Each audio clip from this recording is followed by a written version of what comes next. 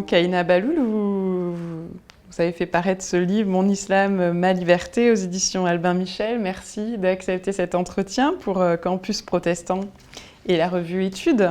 Vous parlez à plusieurs reprises dans votre livre de la question évidemment de l'articulation entre le religieux et le politique.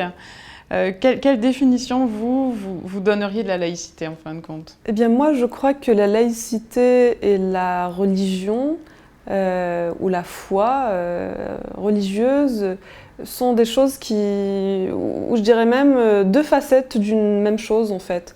Parce que qu'est-ce que la laïcité? C'est la liberté de conscience, c'est la liberté pour chacun de croire ou de ne pas croire qui est garantie par l'État et la neutralité de celui-ci du coup pour pouvoir garantir justement cette liberté. Et qu'est-ce que la foi?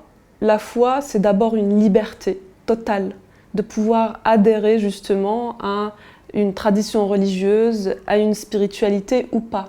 Parce que, et c'est ce que j'indique dans mon livre, il me semble impossible de se dire de telle ou de telle confession si le choix n'est pas complètement consenti, si l'adhésion ne se fait pas de manière totalement choisie et de par le cœur, vraiment, profondément par un assentiment du cœur. Donc il me semble que les deux, et la laïcité et la foi sont des choses, enfin voilà, comme je disais, simplement deux expressions d'une même chose qui est la liberté humaine finalement.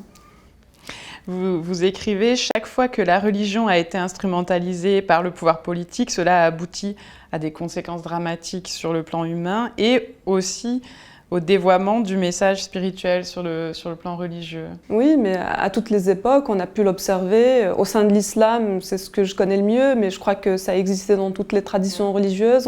On peut le constater à travers l'histoire de l'humanité. Souvent, les religions sont malheureusement instrumentalisées par des leaders politiques pour arriver à leur fin, pour arriver à asseoir leur pouvoir politique, qui est simplement finalement seulement une soif de prise de pouvoir politique. Et là, il faut manipuler bien évidemment les concepts religieux dans son sens.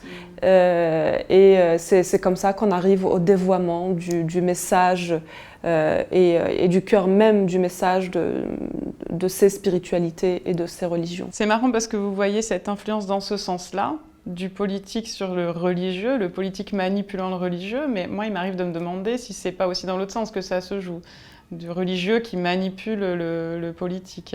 Oui, alors c'est peut-être lié à nos deux traditions respectives. Oui, le christianisme, les choses se sont peut-être faites dans l'autre sens parce que dès le départ, le christianisme était déjà un pouvoir politique, alors qu'au sein de l'islam, il me semble, enfin en tout cas moi tel que je le vois aujourd'hui, à l'époque contemporaine notamment, et j'en parle dans mon livre, je parle notamment de ce moment de basculement en Iran où Khomeini a réussi à prendre le pouvoir politique, où là il a décidé d'achever, de politiser tout ce qui n'était pas, tout ce qui ne l'était pas jusque-là au sein de l'islam, jusqu'à politiser même l'acte de prière, qui est censé être un acte complètement individuel et intime.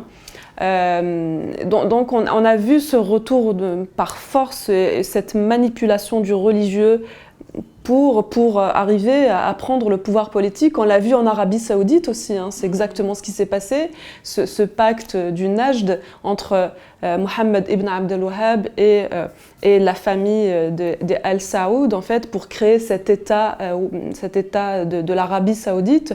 Et en fait, ils se sont servis justement de la religion. Donc ils ont produit une nouvelle façon de relire les textes, de réinterpréter les textes qui les arrangeaient et qui allaient dans leur sens. Donc voilà, moi je trouve que c'est plutôt l'instrumentalisation du religieux, d'abord clairement par une volonté qui est au départ une simple volonté de prendre le pouvoir politique. Oui, c'est vrai que moi je me posais la question par rapport au mouvement, aux églises évangéliques, aux États-Unis et l'influence qu'elles peuvent avoir sur le plan électoral, et j'arrivais plus à savoir en fait si c'était un moteur politique qui instrumentalisait le religieux ou un moteur religieux qui venait influencer aussi la sphère politique, notamment sur toutes les questions morales ou de bioéthique.